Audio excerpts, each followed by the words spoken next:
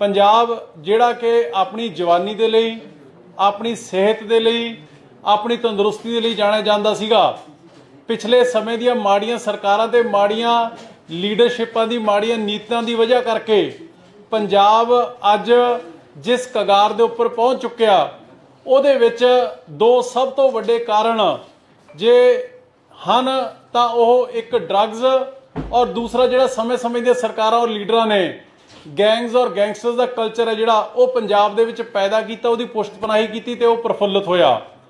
पर जिस दिन दी भगवंत मान जी की आम आदमी पार्टी की सरकार बनी है और जिस दिन भगवंत मान जी ने शहीद आजम सरदार भगत सिंह जी की पवित्र धरती नूं नतमस्तक होकर सौं चुकी पंजाब की ईमानदारी, वफादारी ते कमिटमेंट दे नाल सेवा करन दी, उस दिन का ही इन्हां दोनों अलामतां दे उपर नशियां और गैंगस्टर कल्चर दे उपर नकेल जबरदस्त तरीके दे नाल कसी जा रही है।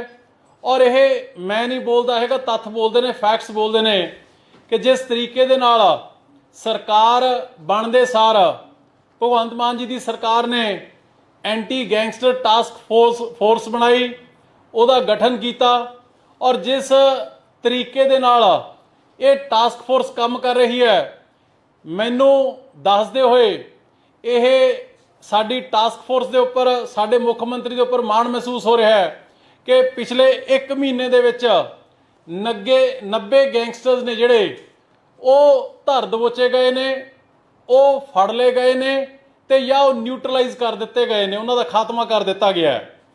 और मैं समझदा कि जो अज तो 3 दिन पहला जो दो वो गैंगस्टर जिहड़े कि साडे छोटे वीर और यूथ आइकॉन सिद्धू मूसेवाले दे मर्डर दे विच शामिल सीगे, जिस प्रोफैशनल तरीके दे नाल पंजाब पुलिस ने उन्होंने न्यूट्रलाइज किया। पहले तकरीबन 1.5-2 घंटे उन्होंने वार्निंग्स दित्तियां, अपील की कि तुसीं सरैंडर कर दो, नहीं किया हैगा तो फिर उस तो बाद जिस प्रोफैशनल तरीके दे नाल उन्होंने न्यूट्रलाइज किया गया, उन्होंने खात्मा किया गया, मैं समझदा कि वो सचमुच काबिले तारीफ है। और ये मैं ये तो नहीं कहूँगा कि सिद्धू मूसेवाले का घाटा पूरा हो गया, क्योंकि जो किसी का नौजवान पुत चला जाए और अजिहा हज़ारां लखां लोगों का नौजवानों का यूथ आइकॉन चला जाए, पर मैं समझदा कि उन्होंने हज़ारां उन्होंने प्रशंसकों और पेरेंट्स के कलेजे ठंड जरूर पई होएगी, एक हौसला जरूर मिला होएगा कि जिन्हों ने पाप किया सीगा उन्होंने भगवंत मान जी की सरकार ने और पंजाब पुलिस ने उन्होंने अंजाम तक पहुँचा दिता। और पिछले 1.5 महीने तो तुसीं देखिया किस प्रोफैशनल तरीके दे नाल कल्ले पंजाब दे विच ही ने अक्रॉस ऑल स्टेट्स है जिहड़ा ऑपरेशन है वो इन्हां गैंगस्टर्स नूं फड़न दा उन्हां दे अंजाम तक पहुँचाउण दे विच पंजाब पुलिस लगी हुई है। सो ये जो 1 महीने की कार्रवाई की जो मैं गल करां तो मैं समझदा कि बहुत वड्डी वार्निंग है, बड़े स्पष्ट लफ्ज़ों दे विच वार्निंग है भगवंत मान जी की सरकार वालों उन्हां गैंगस्टर्स नूं। मैं अज तुहाडे जरिए अखीरली वार पंजाब सरकार वालों उन्होंने वार्निंग दे रहे हैं कि तुसीं ये जिहड़ा माड़ा कल्चर तुहानूं पिछले समय दी सरकारां ने ते पिछले समय दे लीडरां ने तुहाडी पुश्तपनाही करके तुहाडी पिठ थापड़ा करके तुहानूं गलत रस्ते चाड़ दिता सीगा। हुण इन्हां गैंगस्टर्स दे इन्हां ड्रग माफियाज दे आका जिहड़े कि उन्होंने प्रोटैक्ट करते सीगे, जिहड़े कि उन्होंने बनाउंदे और बचाउंदे सीगे, ओह सत्ता दे विच नहीं हैगे, वो तो आपो अपना अंजाम भुगतण दे लई जेलों दे विच पहुंचण दी वेट है जिहड़ी वो कर रहे ने। सो मेरी उन्होंने सारे गैंगस्टर्स नूं, सारे ड्रग माफियाज नूं अज सरकार वालों लास्ट वार्निंग है कि तुसीं ये गलत राह है जिहड़ा ये छड्डो, नहीं तो उन्हां दे अंजाम तक पहुंचण दे विच बहुता समा नहीं लगेगा। इस तरीके दे नाल ड्रग्स की जदों आपां गल करदे हां पिछले 2 हफ्तिਆਂ दे विच जिस तरीके दे नाल बाकी वक्खो वक्खरियां जिहड़ियां रिकवरीज हुई ने उन्हां दी डिटेल दे विच मैं ना जांदा होया, मैं समझदा कि जो 2 बहुत वड्डियां कार्रवाइयां जिस तरीके दे नाल कल तुसीं देखिया कि 3 घंटे दे लई ही पंजाब पुलिस ने अक्रॉस ऑल स्टेट्स तकरीबन 10-12 हज़ार के करीब की नफरी ने पंजाब पुलिस दे जवानों ने नाके ला के रिकवरियां की, तकरीबन 7,10,000 के करीब अलग अलग तरह के जिहड़े गोलियां और कैप्सूल्स ने वो रिकवर किए गए ने। हुण तक दी I think one of the largest recoveries ने ਇਸੇ ਤਰੀਕੇ ਦੇ ਨਾਲ 2 ਹਫ਼ਤੇ ਪਹਿਲਾਂ ਪੰਜਾਬ ਪੁਲਿਸ ਦੀ ਕੋਆਰਡੀਨੇਸ਼ਨ ਦੇ ਨਾਲ ਮਹਾਰਾਸ਼ਟਰ ਤੇ ਗੁਜਰਾਤ ਦੇ ਵਿੱਚ 147 ਕਿਲੋ ਹੈਰੋਇਨ ਸੀ ਜਿਹੜੀ ਉਹ ਫੜੀ ਗਈ ਸੀਗੀ। ਯੂਪੀ ਦੇ ਵਿੱਚ ਸਹਾਰਨਪੁਰ ਦੇ ਵਿੱਚੋਂ ਹਜ਼ਾਰਾਂ ਦੀ ਤਾਦਾਦ ਦੇ ਵਿੱਚ ਗੋਲੀਆਂ ਨੇ ਜਿਹੜੀਆਂ ਉਹ ਫੜੀਆਂ ਗਈਆਂ ਨੇ। ਔਰ ਇਹ ਸਾਰਾ ਕੰਮ ਹੈ ਜਿਹੜਾ ਇਹ ਲੰਮੇ ਸਮੇਂ ਤੋਂ ਜਿਹੜਾ ਪਿਛਲੀਆਂ ਸਰਕਾਰਾਂ ਤੇ ਲੀਡਰਾਂ ਦੀ ਪੁਸ਼ਤ ਪਨਾਹੀ ਦੇ ਨਾਲ ਚੱਲ ਰਿਹਾ ਸੀਗਾ ਉਹ ਖਾਤਮੇ ਵੱਲ ਵੱਧ ਰਿਹਾ ਹੈ। ਔਰ ਮੈਂ ਇਹ ਬੜੇ ਵਿਸ਼ਵਾਸ ਦੇ ਨਾਲ ਬੜੇ ਹੌਸਲੇ ਦੇ ਨਾਲ ਕਹਿ ਸਕਦਾ ਕਿ ਡਰੱਗ ਮਾਫੀਆਜ਼, ਸੈਂਡ ਮਾਫੀਆਜ਼ ਔਰ ਜਿਹੜੇ ਗੈਂਗਸਟਰਸ ਨੇ, ਗੈਂਗ ਵਾਰਜ਼ ਨੇ, ਇਹ ਥੋੜੇ ਸਮੇਂ ਦੇ ਵਿੱਚ ਹੀ ਇਹ ਬੀਤੇ ਸਮੇਂ ਦੀਆਂ ਗੱਲਾਂ ਹੋ ਜਾਣਗੀਆਂ। ਸੋ ਇਹਨਾਂ ਸਾਰੇ ਮਾਫੀਆਜ਼ ਨੂੰ, ਇਹਨਾਂ ਸਾਰੇ 2 ਨੰਬਰ ਦਾ ਧੰਦਾ ਕਰਨ ਵਾਲਿਆਂ ਨੂੰ, ਇਹਨਾਂ ਸਾਰੇ ਉਹਨਾਂ ਲੋਕਾਂ ਨੂੰ ਜਿਹੜੇ ਕਿ ਗਲਤ ਰਾਹੇ ਪੈ ਕੇ ਕਾਨੂੰਨ ਨੂੰ ਕਾਨੂੰਨ ਨਹੀਂ ਸਮਝਦੇ ਹੈਗੇ, ਉਹ ਜਾਂ ਤਾਂ ਸਹੀ ਰਾਹ ਤੇ ਸਹੀ ਲੀਹ ਤੇ ਚੜ ਜਾਣ ਤੇ ਜਾਂ ਤਾਂ ਉਹ ਇਹ ਕਾਰੋਬਾਰ ਹੈ ਜਿਹੜਾ ਨਸ਼ਿਆਂ ਦਾ, ਡਰੱਗਸ ਦਾ, ਗੈਂਗਸ ਦਾ, ਇਹ ਛੱਡ ਦੇਣ ਜਾਂ ਪੰਜਾਬ ਛੱਡ ਦੇਣ ਤੇ ਜਾਂ ਫਿਰ ਉਹਨਾਂ ਨੂੰ ਆਪਦੀ ਆਜ਼ਾਦੀ ਹੈ ਜਿਹੜੀ ਉਹ ਛੱਡਣੀ ਪਊਗੀ। ਕਿਉਂਕਿ ਹੁਣ ਉਹ ਪਹਿਲਾਂ ਵਾਲਾ ਸਮਾਂ ਨਹੀਂ ਰਿਹਾ ਹੈਗਾ ਕਿ ਇੱਥੋਂ ਸੱਤਾ ਦੇ ਗਲਿਆਰਿਆਂ ਦੇ ਵਿੱਚੋਂ ਇਹਨਾਂ ਲੋਕਾਂ ਦੀਆਂ ਪੁਸ਼ਤ ਪਨਾਹੀਆਂ ਹੁੰਦੀਆਂ ਸੀਗੀਆਂ, ਉਹਨਾਂ ਲੋਕਾਂ ਨੂੰ ਥਾਪੜੇ ਦਿੱਤੇ ਜਾਂਦੇ ਸੀਗੇ। ਸਰਕਾਰ ਦਾ, ਭਗਵੰਤ ਮਾਨ ਜੀ ਦੀ ਵਚਨਬੱਧਤਾ ਨੂੰ ਦੁਹਰਾਉਣ ਦੇ ਲਈ ਮੈਂ ਅੱਜ ਇੱਥੇ ਤੁਹਾਡੇ ਰੂਬਰੂ ਹੋਇਆ ਔਰ ਪੰਜਾਬ ਦੇ ਉਹਨਾਂ ਲੱਖਾਂ ਲੋਕਾਂ ਨੂੰ ਜਿਹੜੇ ਪਿੰਡਾਂ ਦੇ ਵਿੱਚ ਬੈਠੇ ਨੇ, ਜਿਹੜੇ ਲੋਕ ਗਲੀਆਂ ਮੁਹੱਲਿਆਂ ਦੇ ਵਿੱਚ ਬੈਠੇ ਨੇ, ਉਹਨਾਂ ਨੂੰ ਵੀ ਮੈਂ ਅਪੀਲ ਕਰੂੰਗਾ ਕਿ ਪੰਜਾਬ ਨੂੰ, ਰੰਗਲੇ ਪੰਜਾਬ ਨੂੰ, ਉੜਤਾ ਪੰਜਾਬ ਤੇ ਕੰਗਲਾ ਪੰਜਾਬ ਬਣਾਉਣ ਵਾਲਿਆਂ ਨੇ, ਜਿਨ੍ਹਾਂ ਨੇ ਬਣਾਇਆ ਕੰਗਲਾ ਤੇ ਉੜਤਾ ਪੰਜਾਬ, ਉਹਨਾਂ ਦੇ ਖਿਲਾਫ ਸਰਕਾਰ ਦੀ ਮੁਹਿੰਮ ਜਾਰੀ ਹੈ। ਲੋਕਾਂ ਦਾ ਸਾਥ ਚਾਹੀਦਾ ਹੈ। ਜਿੱਥੇ ਕਿਤੇ ਵੀ ਲੋਕਾਂ ਨੂੰ ਲੱਗਦਾ ਹੈ ਕਿ ਇੱਥੇ ਕੋਈ ਨਸ਼ਿਆਂ ਦਾ ਤਸਕਰ ਉਹਨਾਂ ਦੇ ਪਿੰਡਾਂ ਦੇ ਵਿੱਚ ਤੁਰਿਆ ਫਿਰਦਾ ਹੈ, ਉਹਨਾਂ ਦੇ ਗਲੀਆਂ ਮੁਹੱਲਿਆਂ ਦੇ ਵਿੱਚ ਤੁਰਿਆ ਫਿਰਦਾ ਹੈ, ਕੋਈ ਗਲਤ ਐਕਟੀਵਿਟੀ ਕਰਦਾ ਨਜ਼ਰ ਆਉਂਦਾ ਹੈ ਤਾਂ ਉਹ ਸਰਕਾਰ ਨੂੰ, ਪੁਲਿਸ ਨੂੰ ਇਨਫੋਰਮ ਕਰੋ। ਉਹਨਾਂ ਦੇ ਜਿਹੜੇ ਪਹਿਚਾਣ ਨੂੰ 100% ਗੁਪਤ ਰੱਖਦੇ ਹੋਏ ਪੁਲਿਸ ਬੜੇ ਪ੍ਰੋਫੈਸ਼ਨਲ ਤਰੀਕੇ ਨਾਲ ਕੰਮ ਕਰੂਗੀ ਤੇ ਪੰਜਾਬ ਨੂੰ ਮੁੜ ਦੁਆਰਾ ਖੁਸ਼ਹਾਲ, ਰੰਗਲਾ ਔਰ ਸਿਰਮੌਰ ਸੂਬਾ ਬਣਾਉਣ ਦੇ ਲਈ ਭਗਵੰਤ ਮਾਨ ਜੀ ਦੀ ਸਰਕਾਰ ਵਚਨਬੱਧ ਹੈ। ਮੰਤਰੀ ਸਾਹਿਬ, ਤੁਸੀਂ ਜਿਹੜਾ ਕਿਹਾ ਹੈਗਾ ਵੀ ਪੁਸ਼ਤ ਪਨਾਹੀ ਪਹਿਲੇ ਜਿਹੜੇ ਰਾਜਨੀਤਿਕ ਲੋਕਾਂ ਦੀ ਰਹੀ ਹੈ, ਇਹਨਾਂ ਦੇ ਵਿੱਚ ਗੈਂਗਸਟਰ ਨੂੰ ਪੈਦਾ ਕਰਨ ਦੇ ਲਈ, ਕੀ ਤੁਸੀਂ ਇਹ ਨੰਗਾ ਕਰੋਗੇ ਵੀ ਕਿਹਦੀ ਸਰਕਾਰ ਦੇ ਦੌਰਾਨ ਵੀ ਕਿਹੜੇ ਗੈਂਗਸਟਰ ਜਿਹੜੇ ਹੈਗੇ ਆ ਉਹ ਗਰੋਹ ਪੈਦਾ ਹੋਏ ਨੇ ਔਰ ਕਿਹਦੀ ਜਿਹੜੀ ਹੈਗੀ ਆ ਪੁਸ਼ਤ ਪਨਾਹੀ ਰਹੀ ਆ, ਇਹਦੀ ਲੋਕਾਂ ਦੇ ਸਾਹਮਣੇ ਕਰੋਗੇ? ਕਿਉਂਕਿ ਹਮੇਸ਼ਾ ਦੋਸ਼ ਲੱਗਦਾ ਰਿਹਾ, ਪੁਲਿਸ ਵੀ ਜਿਹੜਾ ਹੈਗਾ ਕਿੰਨੇ ਗੈਂਗਸਟਰ ਫੜੇ ਨੇ, ਅਜੇ ਤੱਕ ਕਿਸੇ ਪੋਲੀਟੀਕਲ ਦੀ ਇਨਵੋਲਵਮੈਂਟ ਅਜੇ ਤੱਕ ਉਹਨਾਂ ਨੇ ਦੱਸੀ ਨਹੀਂ ਵੀ ਕਿਹੜੇ ਪੋਲੀਟੀਕਲ ਦੀ ਹੈ। ਦੇਖੋ, ਇਸ ਤਰ੍ਹਾਂ ਹੈ ਕਿ ਮੈਂ ਨਾਮਾਂ ਦੇ ਵਿੱਚ ਨਾ ਜਾਂਦਾ ਹੋਇਆ, ਮੈਂ ਤੁਹਾਡੇ ਤੋਂ ਇਨਵੈਸਟੀਗੇਸ਼ਨ ਦਾ ਮੈਟਰ ਹੈ, ਇਹ ਹੋਮ ਡਿਪਾਰਟਮੈਂਟ ਦਾ ਮੈਟਰ ਹੈ, ਪੁਲਿਸ ਦਾ ਮੈਟਰ ਹੈ, ਉਹ ਤਫਸੀਲ ਦੇ ਵਿੱਚ ਤਾਂ ਉਹ ਸਮੇਂ ਆਉਣ ਦੇ ਉੱਪਰ ਉਹ ਇਹਨਾਂ ਨਾਮਾਂ ਨੂੰ ਉਜਾਗਰ ਕਰਨਗੇ। ਪਰ ਮੈਂ ਤੁਹਾਡੇ ਤੋਂ ਪੁੱਛਣਾ ਚਾਹੁੰਦਾ ਭਾਈ ਸਾਹਿਬ, ਪੰਜਾਬ ਪੁਲਿਸ ਇੱਕ ਉਹ one of the best professional uniform forces ਹੈ ਜਿਨ੍ਹਾਂ ਨੇ ਜਦੋਂ ਆਪਣੀ ਆਪਦੀ ਤੇ ਆਏ ਤੇ ਅੱਤਵਾਦ ਦੇ ਕਾਲੇ ਦੌਰ ਨੂੰ ਜਿਨ੍ਹਾਂ ਨੇ ਦਿਨਾਂ ਦੇ ਵਿੱਚ ਖਤਮ ਕਰ ਦਿੱਤਾ ਤੇ 1995 ਤੋਂ ਲੈ ਕੇ 2022 ਤੱਕ 27 ਸਾਲ ਜਿਸ ਤਰੀਕੇ ਦਾ ਮਾਹੌਲ ਇੱਥੇ ਪੈਦਾ ਕੀਤਾ ਗਿਆ, ਜਿਸ ਤਰੀਕੇ ਦੇ ਗੈਂਗਸ ਇੱਥੇ ਪੈਦਾ ਹੋਏ, ਜਿਸ ਤਰੀਕੇ ਦਾ ਸੈਂਡ ਮਾਫੀਆ ਪੈਦਾ ਹੋਇਆ, ਜਿਸ ਤਰੀਕੇ ਦਾ ਡਰੱਗ ਮਾਫੀਆ ਪੈਦਾ ਹੋਇਆ, ਕੀ ਤੁਹਾਡਾ, ਤੁਸੀਂ ਦਿਲ ਤੇ ਹੱਥ ਰੱਖ ਕੇ ਦੱਸੋ, ਕੀ ਤੁਹਾਡਾ ਮਨ ਇਸ ਗੱਲ ਦੀ ਗਵਾਹੀ ਭਰਦਾ ਹੈ, ਮਨ ਮੰਨਦਾ ਹੈ ਤੁਹਾਡਾ ਕਿ ਇਹ ਲੀਡਰਾਂ ਦੀਆਂ, ਸਰਕਾਰਾਂ ਦੀਆਂ ਤੇ ਪੁਲਿਸ ਦੀਆਂ ਪੁਸ਼ਤ ਪਨਾਹੀਆਂ ਤੋਂ ਬਿਨਾਂ ਸੰਭਵ ਸੀਗਾ? ਜੇ ਸਰਕਾਰ ਚਾਹੇ ਤਾਂ ਸਟੇਟ ਦੇ ਵਿੱਚ ਚਿੜੀ ਨਹੀਂ ਪਰ ਮਾਰ ਸਕਦੀ ਹੈਗੀ, ਚਿੜੀ ਨਹੀਂ ਪਰ ਮਾਰ ਸਕਦੀ। ਤੇ ਜੇ ਇੰਨਾ ਕੁਛ ਇੱਥੋਂ ਪੰਜਾਬ ਇੱਥੇ ਤੱਕ ਲਿਆਂਦਾ ਤੇ ਇਹ ਪੁਸ਼ਤ ਪਨਾਹੀਆਂ ਤੋਂ ਬਿਨਾਂ ਸੰਭਵ ਨਹੀਂ ਸੀਗਾ।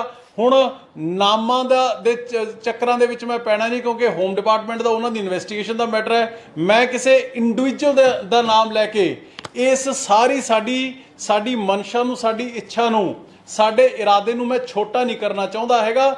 ਜਿਹੜਾ ਵੀ ਕੋਈ ਵਿਅਕਤੀ ਇਹਨਾਂ ਮਾੜੇ ਕੰਮਾਂ ਦੇ ਵਿੱਚ, ਮਾੜੇ ਧੰਦਿਆਂ ਦੇ ਵਿੱਚ ਕਰਦਾ ਰਿਹਾ ਜਾਂ ਉਹਨਾਂ ਨੂੰ ਬਚਾਉਂਦਾ ਰਿਹਾ, ਉਹਨਾਂ ਨੂੰ ਆਪਣੇ ਅੰਜਾਮ ਤੱਕ ਪਹੁੰਚਾਉਣ ਦੇ ਲਈ ਸਰਕਾਰ ਵਚਨਬੱਧ ਹੈ। ਅੱਛਾ ਜੀ ਮੰਤਰੀ ਸਾਹਿਬ, ਇੱਕ ਨਾ ਬਹੁਤ ਸਾਰਾ ਜਿਹੜਾ ਗੈਂਗਸਟਰਾਂ ਤੋਂ ਡਰ ਕੇ ਬਾਲੀਵੁੱਡ ਦੇ ਸਾਡੇ ਬਹੁਤ ਸਾਰੇ ਸੈਲੀਬ੍ਰਿਟੀ ਆ, ਉਹ ਆਪਣਾ ਬਿਜ਼ਨਸ ਹੀ, ਆਪਣੀ ਜ਼ਮੀਨਾਂ ਜਾਇਦਾਦਾਂ ਵੇਚ ਕੇ ਬਾਹਰ ਸੈਟਲ ਹੋ ਗਏ ਨੇ ਤੇ ਕੀ ਉਹਨਾਂ ਨੂੰ ਤੁਸੀਂ ਦੁਬਾਰਾ ਵਾਪਸ ਜਿਹੜਾ ਹੈਗਾ ਉਹਨਾਂ ਨੂੰ ਦੇਖੋ ਇਸ ਤਰ੍ਹਾਂ ਹੁੰਦਾ ਹੈ ਕਿ ਜਦੋਂ ਇਸ ਤਰੀਕੇ ਦਾ ਮਾਹੌਲ ਹੋਵੇ ਨਾ ਕਿਸੇ ਸਟੇਟ ਦੇ ਵਿੱਚ, ਉਹਦਾ ਕਲੋਸਲ ਲਾਸ ਹੁੰਦਾ। ਕਲੋਸਲ ਲਾਸ ਮੀਨਸ ਇਕੱਲੇ ਇੱਕ ਥਾਂ ਦੇ ਉੱਪਰ ਇੱਕ ਲਿਮਿਟ ਦੇ ਵਿੱਚ ਨੁਕਸਾਨ ਨਹੀਂ ਖੜਦਾ ਹੈਗਾ, ਉਹ ਨੁਕਸਾਨ ਮਲਟੀਪਲ ਟਾਈਮਸ ਹੋ ਜਾਂਦਾ, ਉਹ ਬਹੁਤ ਵੱਡਾ ਹੋ ਜਾਂਦਾ। ਕਿਉਂਕਿ ਅੱਜ ਦੀ ਡੇਟ ਵਿੱਚ ਚਾਹੇ ਤੁਸੀਂ ਹੋ, ਚਾਹੇ ਮੈਂ ਆ, ਚਾਹੇ ਕੋਈ ਹੈ, ਹਰੇਕ ਬੰਦੇ ਨੂੰ ਆਪਣੀ ਜਾਨ ਪਿਆਰੀ ਹੈ, ਆਪਣਾ ਪਰਿਵਾਰ ਪਿਆਰਾ ਹੈ, ਆਪਣੇ ਵਪਾਰ ਪਿਆਰੇ ਨੇ। ਇਸ ਕਰਕੇ ਉਹਨਾਂ ਲੋਕਾਂ ਨੇ ਪਲਾਇਨ ਹੈ ਜਿਹੜਾ ਉਹ ਕੀਤਾ। ਜਦੋਂ ਇੱਥੇ ਮਾਹੌਲ ਸ਼ਾਂਤ ਹੋ ਗਿਆ, ਜਿਹੜਾ ਕਿ ਬੜੀ ਜਲਦੀ ਹੀ ਪੰਜਾਬ ਦਾ ਮਾਹੌਲ ਸ਼ਾਂਤ, ਗੈਂਗਸ ਤੋਂ ਰਹਿਤ, ਨਸ਼ਿਆਂ ਤੋਂ ਰਹਿਤ ਜਦੋਂ ਹੋਏਗਾ, ਤੇ ਇਹ ਸਾਰੇ ਲੋਕ ਜਿਹੜੇ ਪੰਜਾਬ ਦੀ ਧਰਤੀ ਛੱਡ ਕੇ ਗਏ ਨੇ, ਇਹ ਵਾਪਸ ਆਉਣਗੇ ਤੇ ਇਹਨਾਂ ਨੂੰ ਲੈ ਕੇ ਆਉਣ ਦਾ ਕੰਮ ਹੈ ਜਿਹੜਾ ਉਹ ਭਗਵੰਤ ਮਾਨ ਜੀ ਦੀ ਸਰਕਾਰ ਤੇ ਮਾਨ ਸਾਹਿਬ ਦੀ ਟੀਮ ਦਾ ਹੋਏਗਾ, ਸਾਡਾ ਲੋਕਾਂ ਦਾ ਹੋਏਗਾ। ਜੀ ये जो recent जो भी incidents हो रहे हैं पंजाब में, do you think it's part of a larger political conspiracy? Because you just spoken about gangsters and do you think it's part of a larger political conspiracy since the AAP government has come to power? See, to be very honest, if I say that and you'll ask for any proof, as of now, as of today, I don't have any proof for that, number one.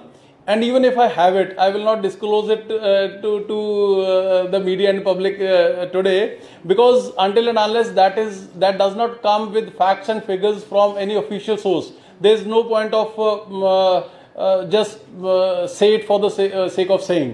But to be very honest, all this has, just as I just said, all this would not have been possible without the political patronage.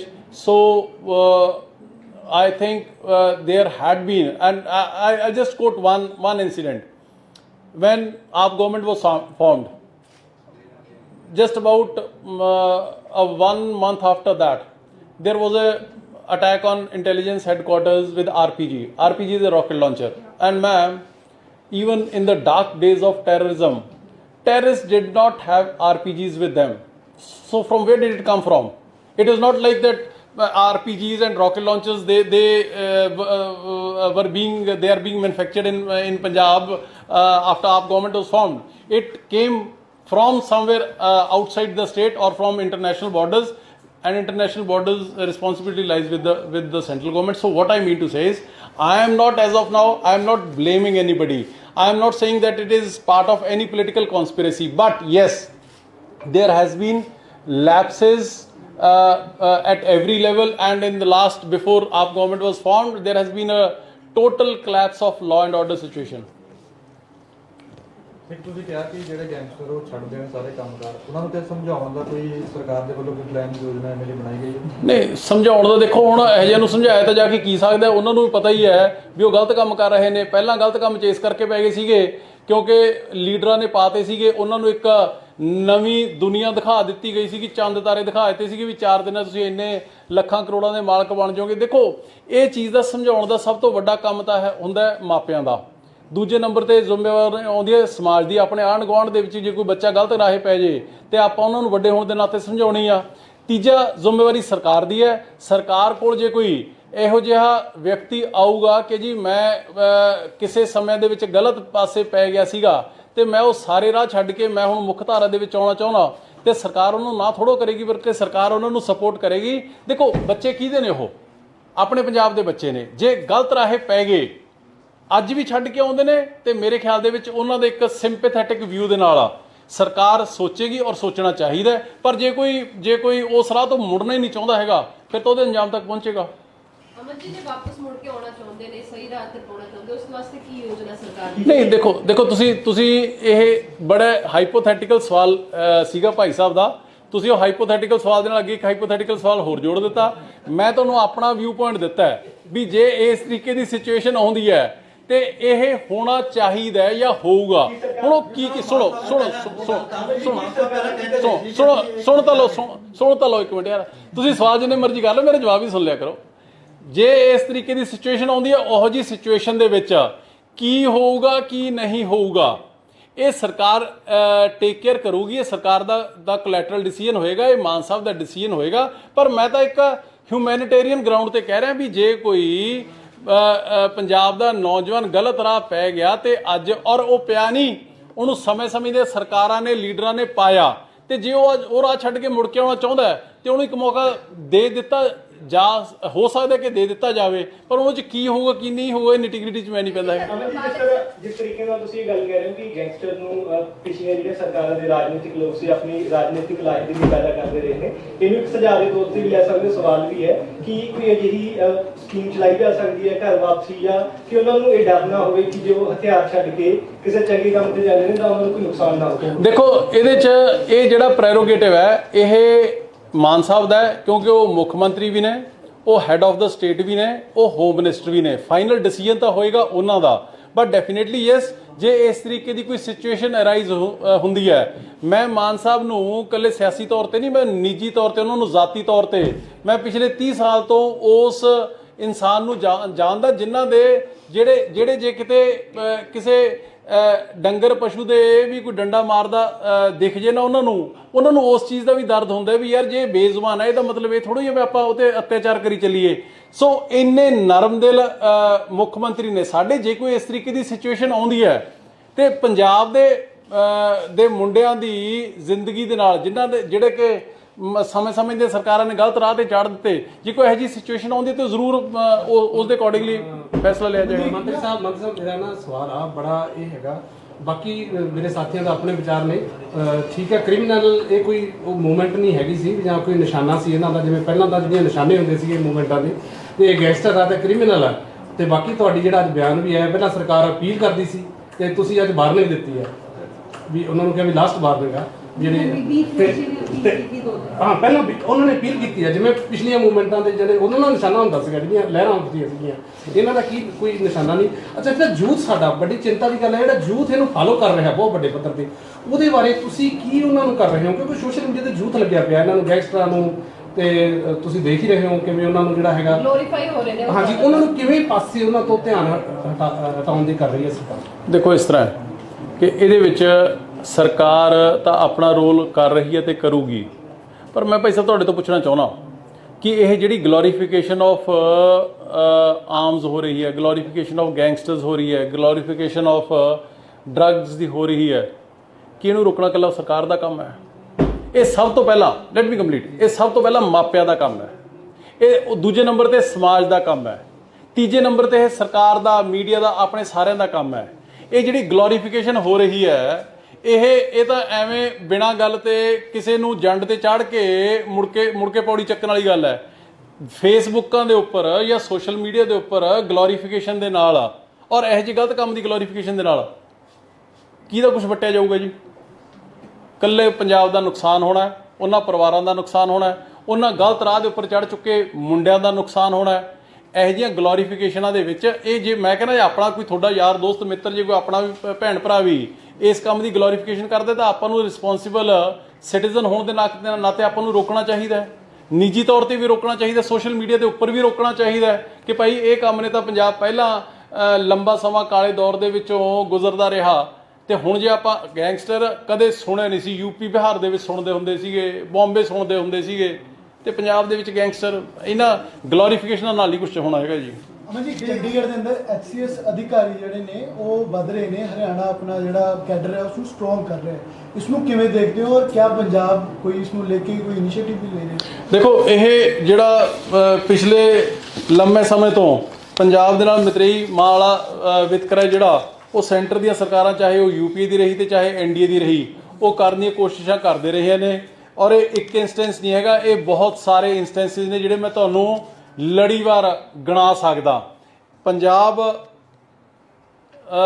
Chandigarh Punjab ਦਾ ਸੀਗਾ, ਹੈਗਾ ਤੇ ਹਮੇਸ਼ਾ ਰਹੂਗਾ। ਇਹ stand ਹੈ ਜਿਹੜਾ ਬੜਾ clear ਹੈ, ਔਰ ਇਹਦੇ ਲਈ ਸਰਕਾਰ ਨੂੰ, ਮਾਨ ਸਾਹਿਬ ਨੂੰ ਕੁਝ ਵੀ ਕਿਸ ਹੱਦ ਤੱਕ ਵੀ ਜਾਣਾ ਪਿਆ ਅਸੀਂ ਜਾਵਾਂਗੇ। ਪੰਜਾਬ BJP ਕਹਿ ਰਹੀ ਹੈ ਕਿ ਪੰਜਾਬ BJP ਕਹਿ ਰਹੀ ਹੈ ਕਿ ਆਮ ਆਦਮੀ ਪਾਰਟੀ ਦੀ ਸਰਕਾਰ ਨੇ ਇਹ ਪੰਜਾਬ ਵੱਲੋਂ ਢਿੱਲ ਰਹੀ ਹੈ ਪੈਨਲ ਭੇਜਣੇ ਨੂੰ ਲੈ ਕੇ ਜਾਂ ਇਸ ਤਰੀਕੇ ਦੀ ਨਿਯੁਕਤੀਆਂ ਨੂੰ ਲੈ ਕੇ। ਕਿਹੜੇ ਪੈਨਲ ਜੀ?